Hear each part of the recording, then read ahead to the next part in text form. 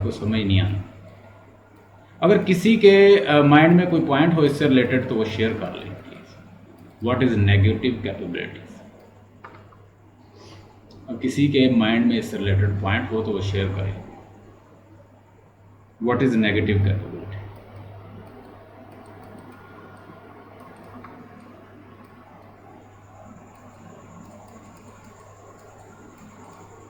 किसी के माइंड में है पॉइंट तो वो शेयर करें।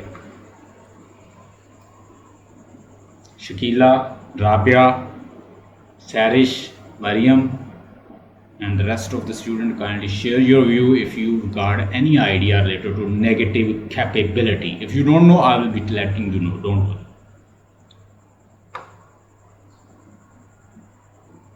You don't know? Nobody is telling me. Yes, sir. Yes, tell me. Yes, sir. नहीं जानते? अच्छा, No, sir. नेगेटिव कैपेबिलिटी से मुराद वो लेता है, कहता है when a man has the capability to detach himself from the fact and reason. जब एक पोएट, जब एक पॉलिटिशियन, जब एक राइटर, जब एक वर्कर, जब एक इंसान इतनी कैपेबिलिटी रखता है कि वो अपने आप को डी अटैच कर सकता है रीजन से, अक्ल से, फैक्ट से, फिगर से। कहता है कि अगर आप किसी ऑब्जेक्ट, चूंकि पोएट्री का मेन मकसद क्या होता है, ये नाइटिंगेल ले लें, चले ये नाइटिंगेल, आपको पता है ये नाइटिंगेल एक बर्ड है। आपको पता है जब आप इसको अपनी अक्ल से मापते रहेंगे आप कभी इसको एंजॉय नहीं कर सकते। आर्ट कहता है कि आर्ट कभी भी आप अक्ल के साथ एंजॉय नहीं कर सकते। जब आप अक्ल, रीजन, फैक्ट और कंक्लूजन इसका ले आएंगे, पहले निकाल लेंगे, तो कैसे आप एंजॉय करें। तो कहते हैं कि अपने आप को इस ऑब्जेक्ट का हिस्सा तस्वर करके लिखना कि आप में और इसमें कोई फ़र्क नहीं है। यानी देखें वो नाइटिंगेल के बारे में डिस्कस करता है तो आपको फील होता है जैसे हम नाइटिंगेल की दुनिया में चला जाता है। क्यों फील हुआ? हमने उसकी नाइटिंगेल जब पोएम पढ़ी, जब ओड पढ़ी, तो हमें ऐसे लगा कि हम नाइटिंगेल की दुनिया में चले गए। पोएट हमें भी वहाँ ले जाता है, खुद भी वहाँ चला जाता है। फिर वो कहता है ना, फैंसी कांट चीट मी, तो मुझे चीट नहीं कर सकते। फिर वो दुनिया से कैसे वापस आता है। तो जब आपके पास एक एबिलिटी है कि जिस ऑब्जेक्ट पे आप लिख रहे हैं उस ऑब्जेक्ट का हिस्सा बना लें अपने आप, ये है अपनी सेंस को, अपनी अक्ल को, अपने फैक्ट्स को, अपने जो उसका एनालिसिस कर सकते हैं और आप उसको नेगेट कर दें, अपने सेल्फ को नेगेट करके उस ऑब्जेक्ट का हिस्सा बना के लिखते हैं, तो फिर नेगेटिव कैपेबिलिटी आती है। चलें जी, मैं आपको मिसाल देता हूँ। शेक्सपियर के अंदर ये करैक्टरिस्टिक मौजूद थी, लेकिन शेक्सपियर को ये पता नहीं था कि वो नेगेटिव, ये तो इसने वर्ड कॉइन किया था, जॉन कीट्स। शेक्सपियर ने 39 प्ले लिखे।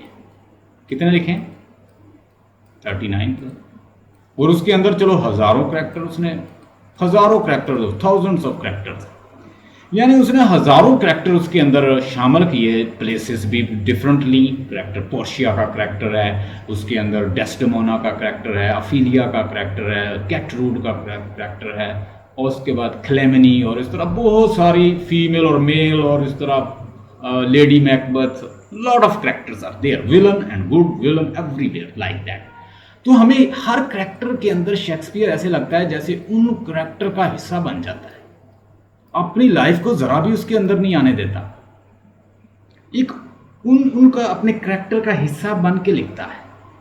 तो हम कह सकते हैं कि शेक्सपियर के अंदर नेगेटिव कैपेबिलिटी मौजूद थी।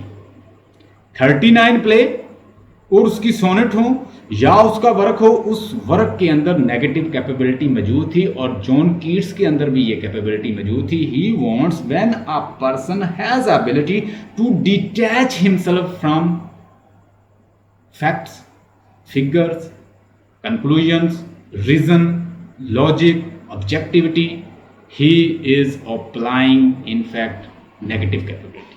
वो कहता है किसी ऑब्जेक्ट को आप एंजॉय नहीं कर सकते, क्योंकि पोइट्री का मेन मकसद तो एंटरटेनमेंट है।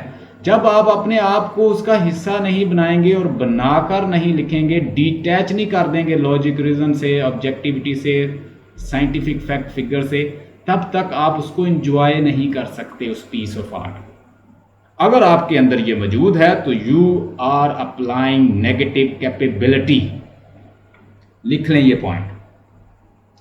तो जॉन कीट्स ने imagination, emotions, passions, affection, feelings, इन चीज़ों को इंपॉर्टेंस दी बजाय रीजन, बजाय लॉजिक, बजाय objectivity, because objectivity fact figure they do not allow you to enjoy. और वो कहता था कि मैं ऐसी पोएट्री से नफरत करता हूं, जॉन कीट्स ने कहा, जो पैल्पेबल डिजाइन रखती है। पैल्पेबल, आप अभी असाइनमेंट पढ़ेंगे ना अपनी, जिसमें प्योर पोएट की, उसके अंदर ये आप हेडिंग बना के लिख देना, I hate the poetry which has palpable design. Palpable design का मतलब लिखें डायडेक्टिक, डायडेक्टिक पर्पस। डायडेक्टिक पर्पस को मतलब लिख लें टीचिंग पर्पस, कि खास एजेंडा टीच करना, कि जिसमें खास एजेंडा टीच किया जाता है, मैं उससे कहता है कि नफरत करता हूं।